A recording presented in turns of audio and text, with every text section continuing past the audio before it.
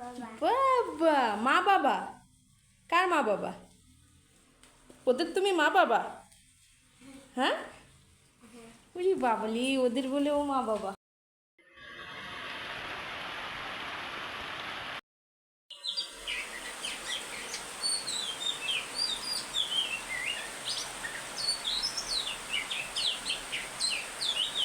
বৃষ্টির রিমঝিম শব্দ আর দোয়েল পাখির শীষ দেওয়া সকালবেলা যেন মনটা একদম ফ্রেশ এবং ভালো করে দিয়েছে। দেখেন কি পরিমাণ বৃষ্টি হচ্ছে, আর গাছের পাতায় পানিগুলো মনে হয় হীরের মতো মনে হচ্ছে।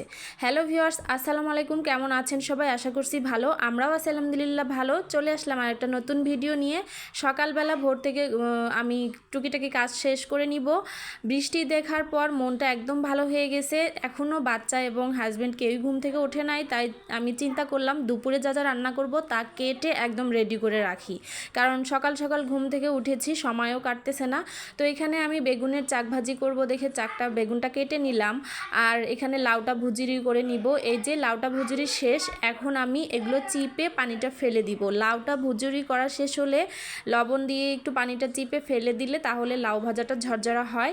আর সকালের নাস্তার জন্য আমি আজকে একটু মাংস আছে আর এই যে ভাত আছে, এগুলা দিয়ে ভাত ভাজিটা করে নিব, কারণ বৃষ্টির দিন এগুলা খেতে এতটা মজা লাগবে যা বলার বাহিরে।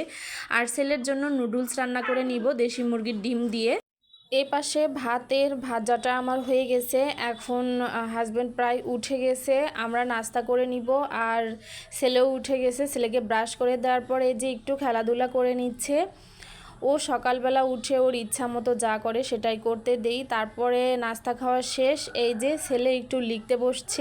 কি লিখতেছে, একটু লেখা শিখতেছে। এটাই মাশাল্লাহ, আলহামদুলিল্লাহ যতটুকু শিখতেছে। ছেলে এপাশে লেখাপড়া করুক ওর ইচ্ছে মতো, আর ও লিখবে এপাশে বসে, আর আমি রুমের বাকি টুকিটাকি কাজগুলো সেরে নিব। একটু পিঁপড়া উঠেছে বৃষ্টির দিনে, সেগুলো পরিষ্কার করে নিব। আমি টেবিল এবং টুকিটাকি আমার এই যে মানি প্লান্ট গাছগুলো, এগুলো সব কিছু পরিষ্কার করে নিব। বাচ্চা যেহেতু বাসায় থাকে সব কিছুই প্রায় সময় একটু এলোমেলো থাকে, তারপরেও যতটুকু পারি গুছিয়ে রাখার চেষ্টা করি। তারপরে আমি ফ্রিজটা মুছে নিব এবং সোফা সব কিছু পরিষ্কার করে নিয়ে দুপুরের রান্না বসিয়ে দিব। এখন অলরেডি বেজে গেছে 12টা। আমি দুই পাশে দুই চুলায় তাড়াহুড়া করতেছি, দুইটা বসিয়ে দিব, কারণ 1টা থেকে 1:30টার মধ্যে আমি আমার বাচ্চাকে গোসল করাইয়ে দেই। আমি লাউ ভাজিটা করে নিব। এই যে লাউটা হলুদ দিয়ে চিপে রেখেছিলাম, পানিটা একপাশে হয়ে গেছে। এভাবে করে ভাজি করলে লাউ ভাজিটা অনেক ঝরঝরে হয়ে থাকে। তো আশা করি আজকের ভিডিওটি ভালো লাগবে। ভিডিওটি যদি ভালো লেগে থাকে তাহলে প্লিজ আমার ফেসবুক পেজটা ফলো করে দিবেন, এবং ইউটিউব থেকে দেখলে প্লিজ আমার চ্যানেলটি সাবস্ক্রাইব করে দিবেন।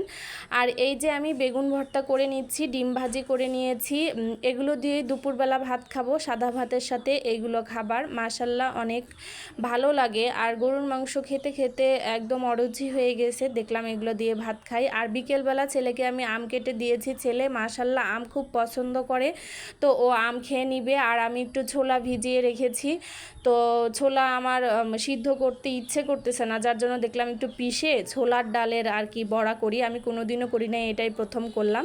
তো মাশাল্লাহ খেতে অনেক মজা হয়েছে। ভিডিওটি যদি ভালো লেগে থাকে আমার ফেসবুক পেজটি ফলো যারা এখনও করে দেন নাই প্লিজ করে দিবেন, আর বেশি বেশি করে ভিডিওটি শেয়ার করে দিবেন। আজকের ভিডিও এখানে শেষ করে দিব, পরবর্তীতে নতুন কোনো ভিডিও নিয়ে হাজির হব। ততক্ষণ পর্যন্ত সবাই ভালো থাকবেন, সুস্থ থাকবেন। আল্লাহ হাফেজ সবাইকে।